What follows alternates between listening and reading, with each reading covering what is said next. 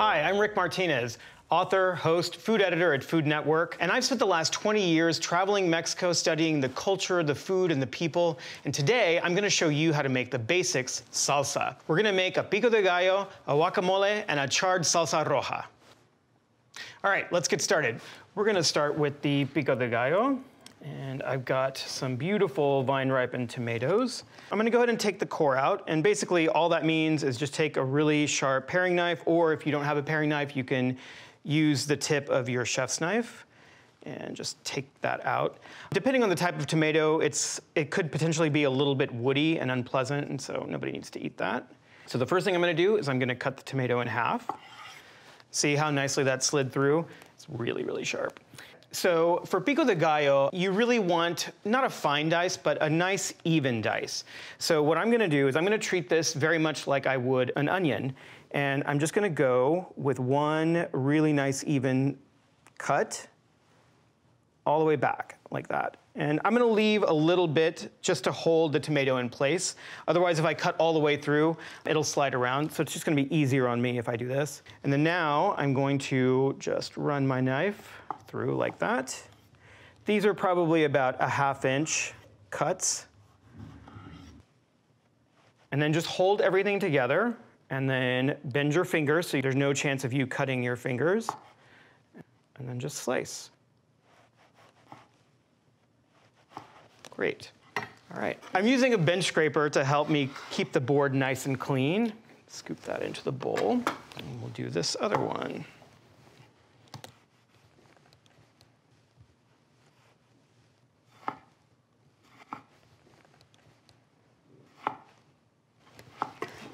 Or if you don't have a bench scraper, you can just use the side of your knife. Just make sure you're not gonna cut yourself. So the next thing we're gonna do is we're gonna cut our onion.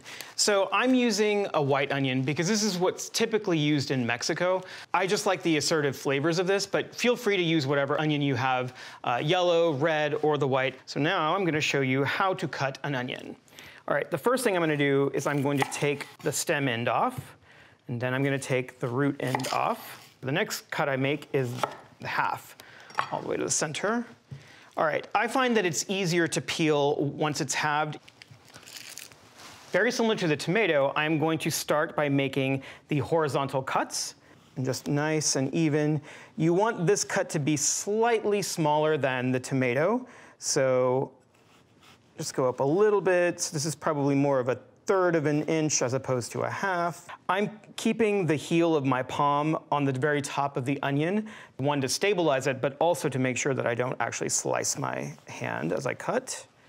And then you want to turn the onion so that the cut side is facing you. Again, bend your fingers so that the knuckle is touching the blade, and then you can just cut down like that. You might have to hold to make sure that the onion cuts don't slide off with the blade.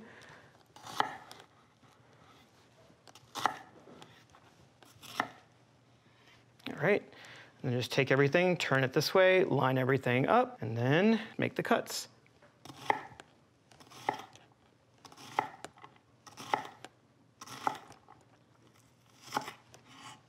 All right. So I'm actually only going to use half of this half, which is a 1/4 of an onion, for this recipe. So I'm just going to take that, we'll just eyeball it. And then the remaining onion I'm gonna use for the other salsas. All right. So for the serranos, I like things on the spicier side. So I have 2 serranos here. I'm gonna leave the seeds in because I like spice. But I'm gonna show you how to take the seeds out so that you can make a more mild pico de gallo. Whenever I'm handling chilies, I always wear gloves. It's just a good practice. If you get any of the capsaicin, which is the chemical compound in the chili that actually has all of the heat, and you rub your eyes or rub your face, it's gonna sting and you're gonna get burned. So it's just better to use a glove. Okay, so what I'm gonna do is I'm gonna take the stem off. I am going to cut the chili in half, and you can see the seeds and the ribs. So this white part and all of the seeds is really where all the heat is. So what you can do, I'll show you a couple of ways to take them out. You can either just run a small paring knife down and just take out all of the ribs and seeds, and you can just pull them out with your fingers. Make sure you have gloves if you're gonna do this. If you don't have gloves, just take a spoon and kind of dig it in here, run it along the edges to break up the little ribs, and then just scoop it out. You can see how clean that comes out. And then just discard the seeds. But because I like spicy, I'm gonna keep the seeds in. So we're gonna pretend that the seeds are still in here. What I'm gonna do is I'm gonna flatten out the chili, just cut it into strips. It doesn't have to be super fine, but you definitely want it smaller than the tomatoes and the onion. And then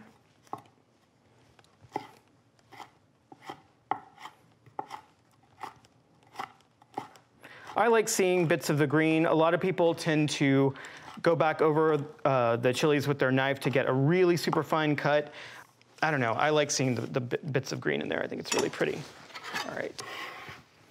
Now we're going to grate the garlic.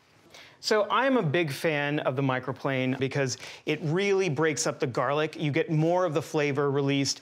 And one thing that I'm not a big fan of is biting into a big hunk of garlic. This is just the way I like it, but if you don't have a microplane, you can definitely just finely chop your garlic.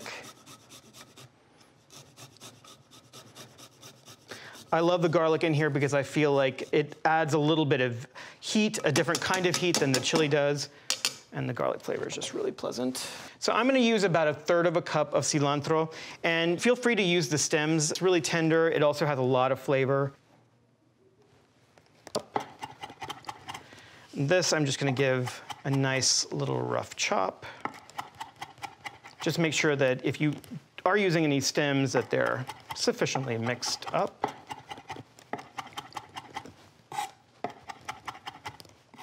What I normally do is I just hold down the tip and then use my right hand to actually create the motion. And then you can scrape and move, wipe the blade off, and then just add that in. So I'm adding 3 tablespoons of lime juice.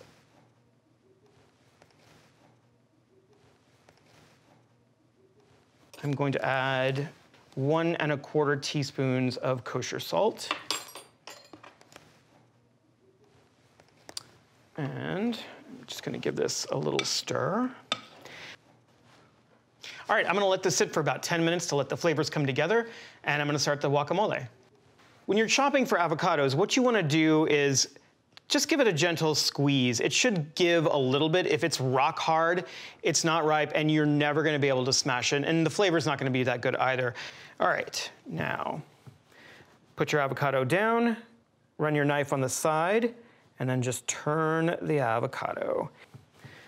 So now, you just take the heel end of the knife, stick it into the pit, give it a little twist, and then if you're worried about, possibly cutting yourself, pulling off the pit, just take a kitchen towel and pull it off. So what I'm going to do now is I'm going to grab a molcajete.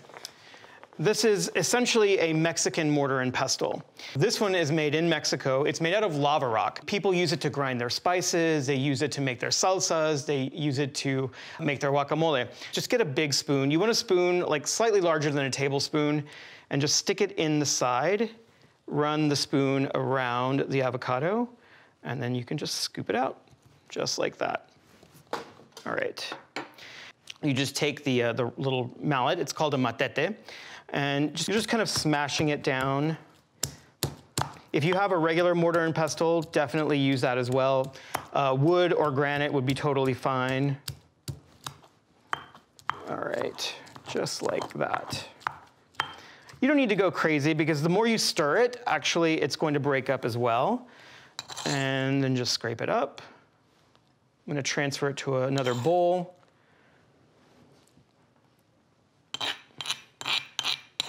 And for the 99% of the people watching this that don't have a molcajete, I'm gonna show you what else you can use. All right. All right, so you probably have a potato masher. And you don't need to get too aggressive with the mashing, because like I said, as you stir in all the other ingredients, the avocado will continue to break down.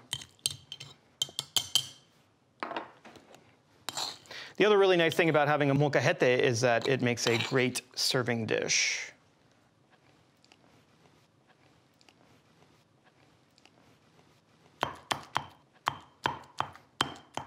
All right.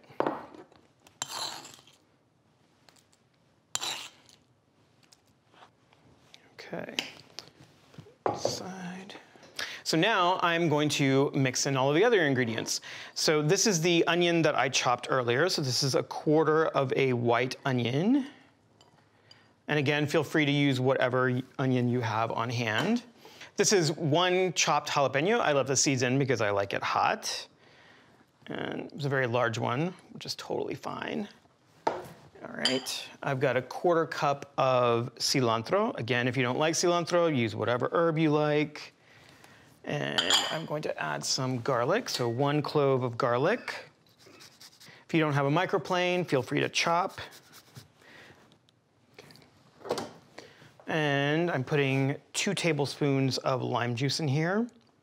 The lime juice isn't common in guacamoles in Mexico, but I think here in the US, like just to make sure that your avocados don't turn black, I think it's a good idea to go ahead and put some lime juice in there. And I'm gonna put 1 teaspoon of kosher salt.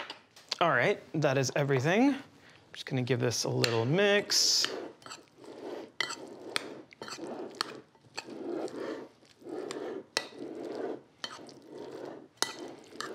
Oh, the color is so beautiful. So you can see, I didn't go crazy with the smashing of the avocado, and so there's still little hunks of avocado in there. This is the way I like it. If you like yours a little bit more smooth, by all means, just smash it up.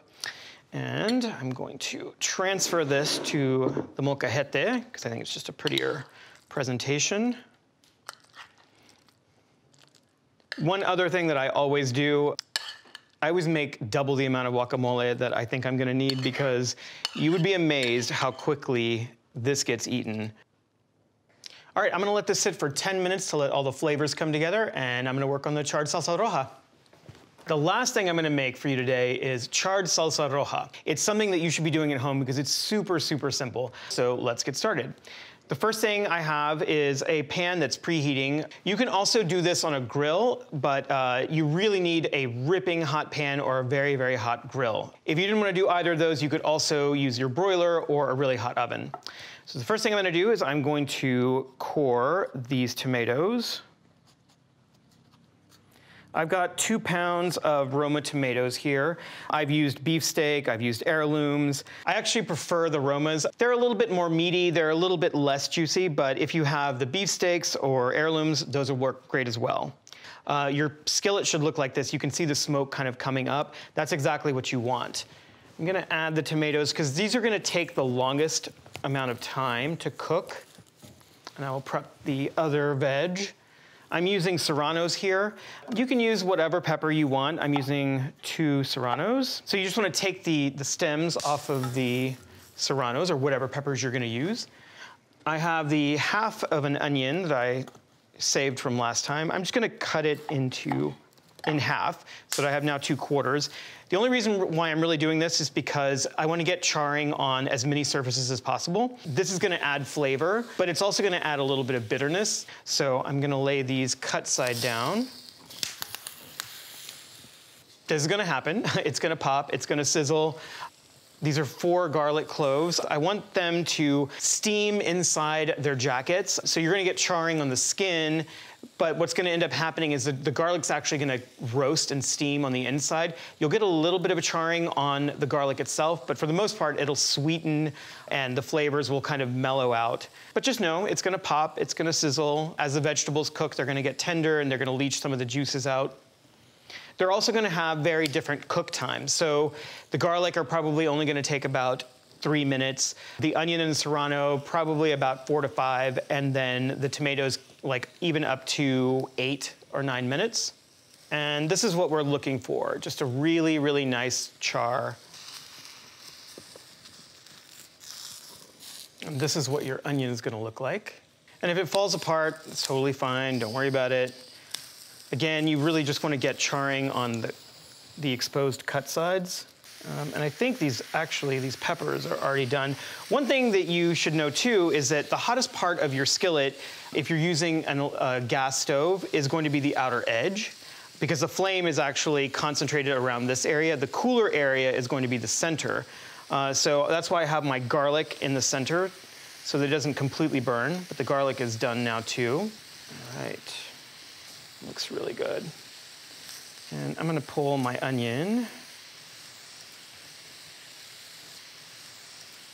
You want charring, you want to see the juices start to bubble up. And there's really, there's no absolute here. This is about personal preference. I don't think you want to take this so that it's like all of the veg is completely black. So you want to see bits of red, you want to see bits of green, you want to see bits of white. If you blacken all of the veg, it's going to be very one note. So definitely don't do that. I'm going to turn the fire off. And this is a really easy way to make any kind of salsa. And so you just want to put your tomatoes directly into the blender. If your blender jar is a little small, you can do this in half batches, totally fine. And then you can just add all of your other ingredients in there.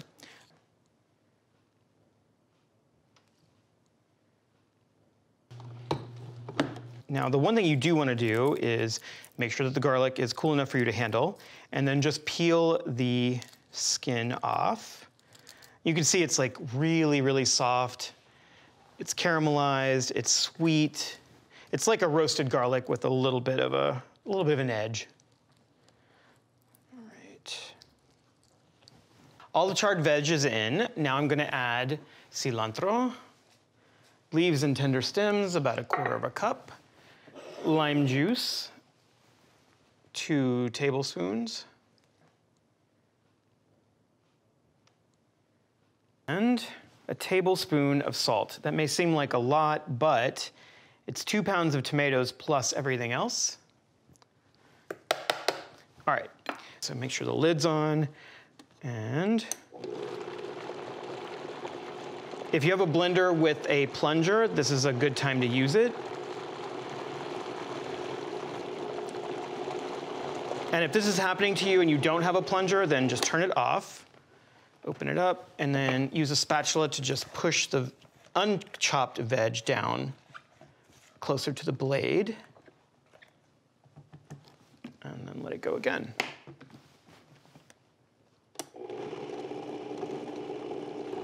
There it goes.